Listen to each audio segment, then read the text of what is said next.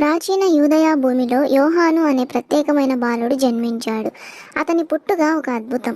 ఎందుకంటే అతని తల్లిదండ్రులు జకర్యా మరియు ఎలిజబెత్ చాలా పెద్దవారు.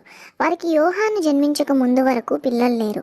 యోహాను పుట్టక ముందే ఒక దేవదూత జకర్యాకు కనిపించి, ప్రభువు కోసం మార్గాన్ని సిద్ధం చేయడానికి నీ కుమారుడు ఒక ముఖ్యమైన పనిని కలిగి ఉంటాడని చెప్పాడు.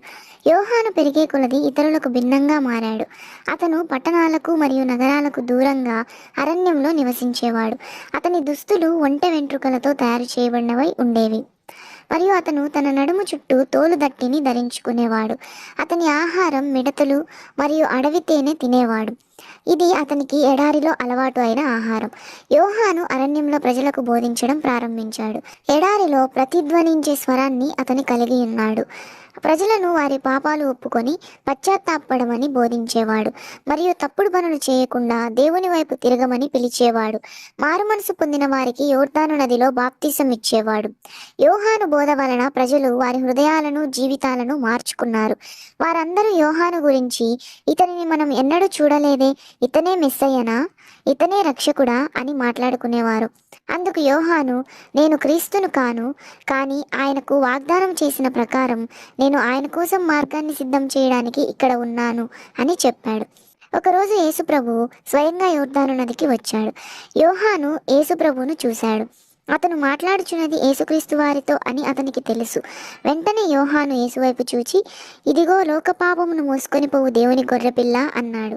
ఈయనే లోకములోని పాపమునంతా తీసివేస్తాడు అని ప్రజలకు చెప్పాడు. యేసు ప్రభువుకు బాప్తిసం ఇవ్వమని యోహానును అడగగా, మీకు బాప్తిసం ఇచ్చే అర్హత నాకు లేదు అని చెప్పాడు. అయినను యేసుక్రీస్తు పట్టుబట్టి యోహానుతో బాప్తిసం తీసుకున్నాడు. యేసుక్రీస్తు వారు నీటి నుండి పైకి వచ్చాక అప్పుడు ఒక అద్భుతం జరిగింది. ఆకాశం తెరుచుకుంది మరియు దేవుని ఆత్మ పావురంలా దిగి యేసు ప్రభు పైకి దిగింది. మరియు పరలోకం నుండి ఒక స్వరం ఇలా చెప్పింది, ఇతను నా ప్రియకుమారుడు, ఈయన యందు నేను ఆనందించుచున్నాను అని వినబడింది. యేసు ప్రభువుకి బాప్తిసం ఇచ్చిన తరువాత యోహాను బోధించడం కొనసాగించాడు. కానీ యోహాను చెప్పే బోధ అందరికీ నచ్చలేదు. అయినను అతను నిజాయితీపరుడుగా హేరోదుతో సహా అందరినీ ఎదుర్కొన్నాడు. ఇది యోహానును ఇబ్బందులలోనికి నెట్టింది. చివరకు అతను అరెస్ట్ చేయబడ్డాడు.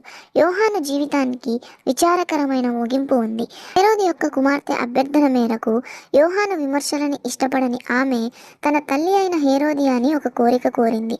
ఆమె కోరిక మేరకు యోహాను ఉరితీయబడ్డాడు. బైబిలులో యోహాను పాత్ర ధైర్యంగా ఉండటం మరియు కష్టమైనప్పటికీ నిజం మాట్లాడడం యొక్క ప్రాముఖ్యత గురించి బోధిస్తుంది.